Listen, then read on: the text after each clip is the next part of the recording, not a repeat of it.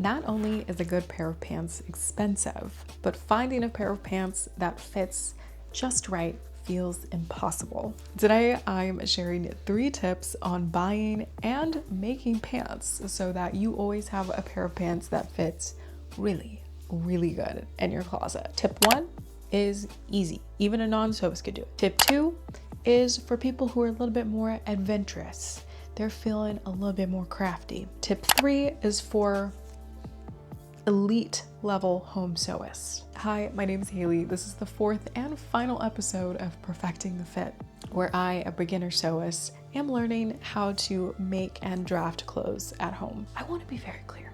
This video is very much sewing propaganda, but I believe even a non-sewist can learn something from how garment makers think about making clothes. And a bonus, you don't have to know how to sew to implement all of these tips.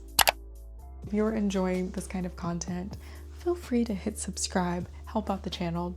Also, if you are a subscriber, I know it's been like 4 months since I've posted a video and I'm so sorry, but I am back. Life was happening. I moved, obviously. I wear glasses now. I'm a different woman. Okay, enjoy. Why does buying pants suck so much? Reason number 1, pants are a complicated shape. Pants have horizontal, vertical, and depth measurements. Horizontal measurements primarily target your waist and your hips. If you have a large difference between your hips and your waist, that's where you tend to get that waist gap problem that literally every woman I've ever known complains about. Vertical measurements include the length of your crotch, front and back. Also, that measurement's typically taken together, but it's good to know the back crotch and the front crotch. We're gonna say crotch a lot in this video, so you need to get used to it.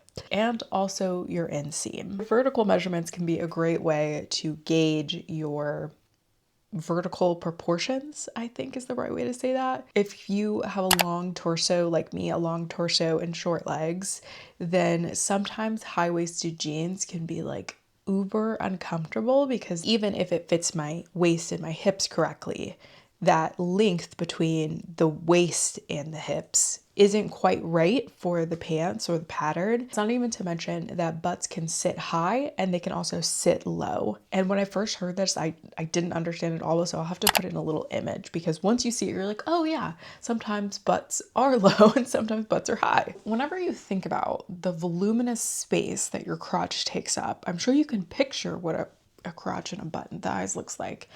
Can you picture the 2D shape that would have to form into the 3D shape to actually clothe that voluminous shape? I bet you in a million years, you would not think of this. That 2D shape that wraps and conforms your 3D body, it's very hard to wrap your head around, especially if you've never even seen a sewing pattern or ever seen a pants pattern. Pants are just a complicated, silly shape.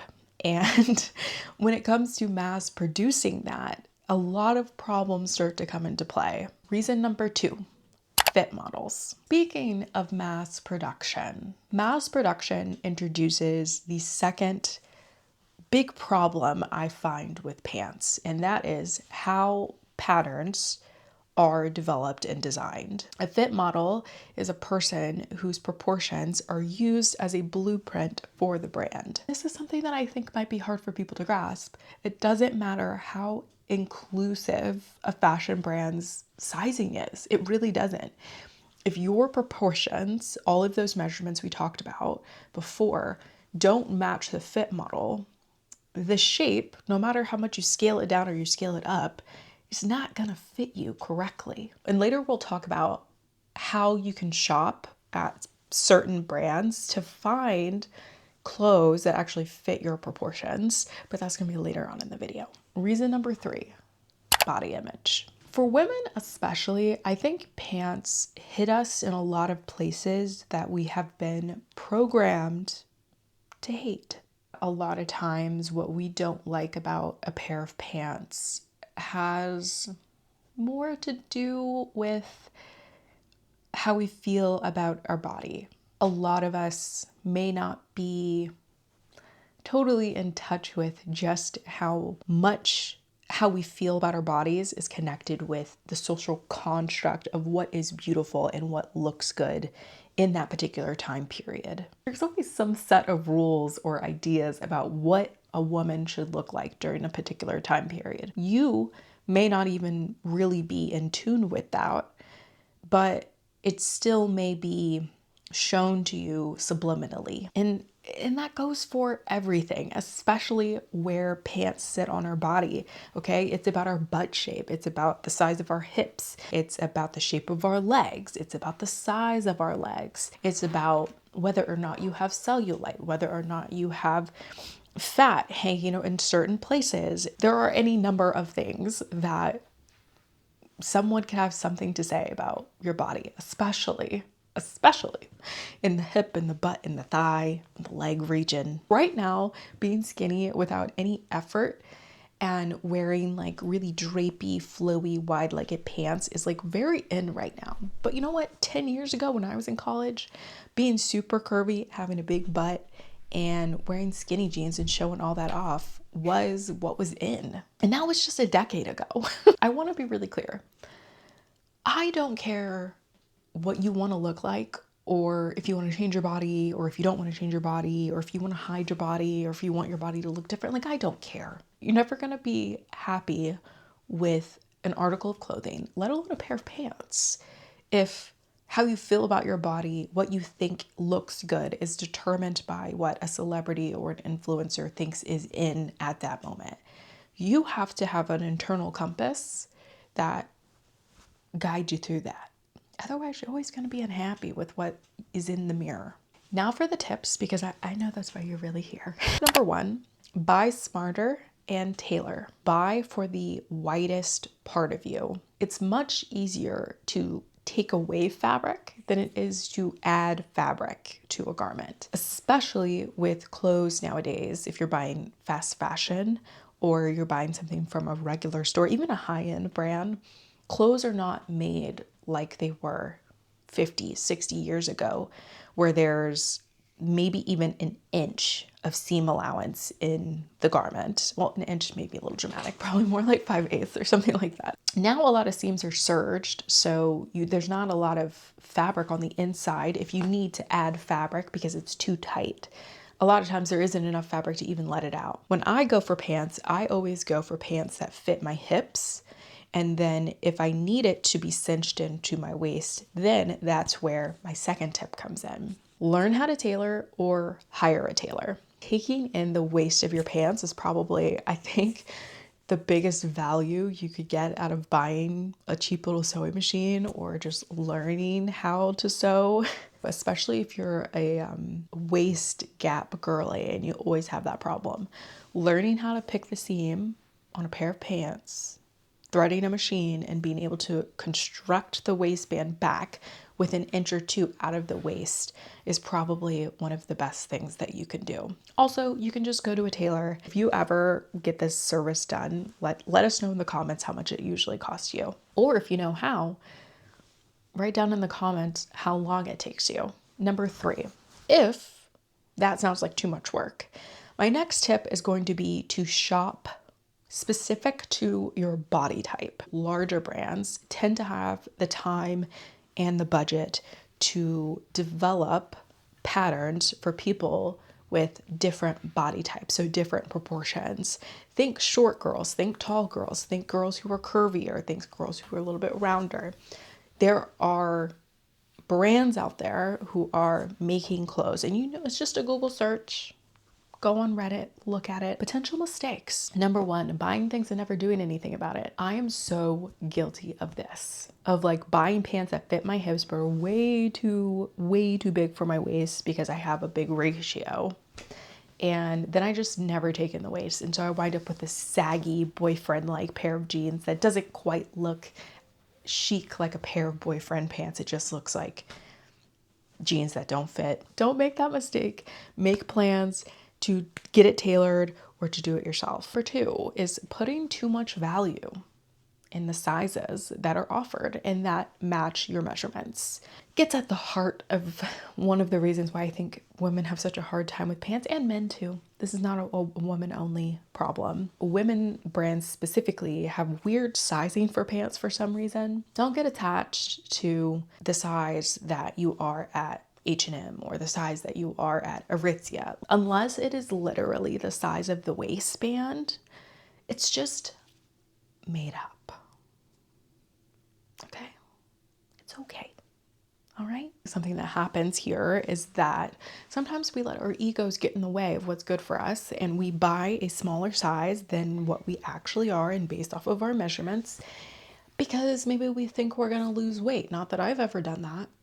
Or we are just kind of doing it out of ego, you know, and I don't think that that is the way that we should be moving when it comes to our bodies. And number 3, buying online. I feel like this is the number one way to just be disappointed by pants. Pants always fit better when you buy them at the store. Being able to try them on, feel them, feel the fabric, see how it looks on your crotch, see how it feels fit sitting down.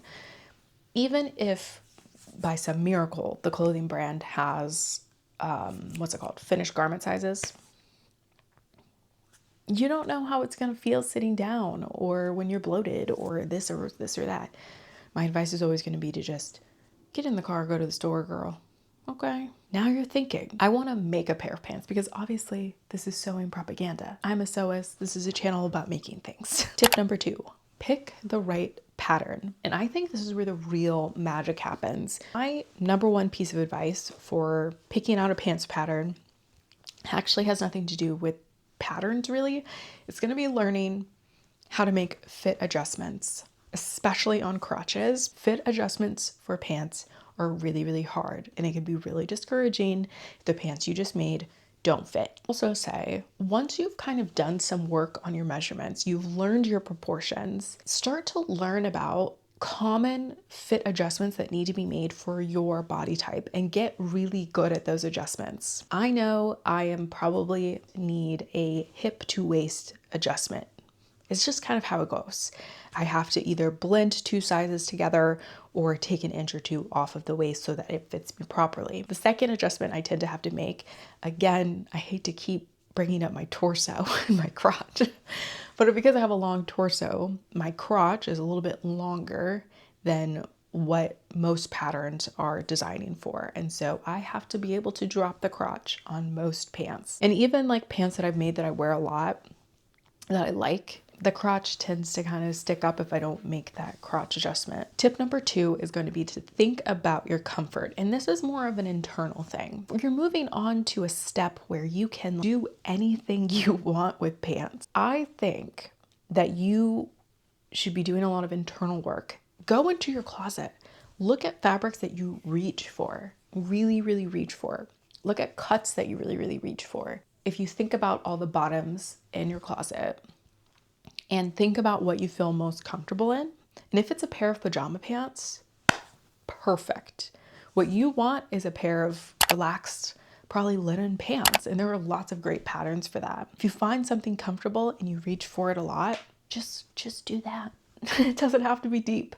It really doesn't. And it's okay to branch out and try different things, but I think for the most part, you know what you like. And number 3, pick a solid, well-rounded pattern. I'm not going to go too deep into this because I actually have a video, which I'll put in the card above or whatever, about how to find really good patterns. Potential mistakes. Thinking that because you are making your own pants that they will automatically fit, and this is a problem that can happen with any garment. Patterns are still made from fit models. You just have more control over the fit because you have the physical pattern that you can manipulate, and you have the skills to take out or take in a garment. Something to think about, you still have to, brain can't go completely off, okay, when you're making patterns that other people have designed. Potential mistake number 2, not practicing hard skills. Guys, I will be the first to say I'm not the most amazing pants maker. There are a lot of difficult skills when it comes to pants, okay? There's pockets, there's belt loops, there's a lot of front-facing hard stitching that you have to do. Front-facing flies, okay, stuff that is pretty difficult construction techniques that are going to be like very much in the face. Well, not in your face unless you're on your knees, but these are things that people are going to notice. Like the pair of white pants that I wear a lot. It was the first pair of pants I ever made, and the button just doesn't look very nice. It doesn't. It tugs a little bit. It's just like clearly I didn't install the little clasp on the inside correctly. And I tend to wear that pants with a belt every time because I'm trying to hide my mistakes. Practice, practice, practice, people. Tip number 3, start from scratch.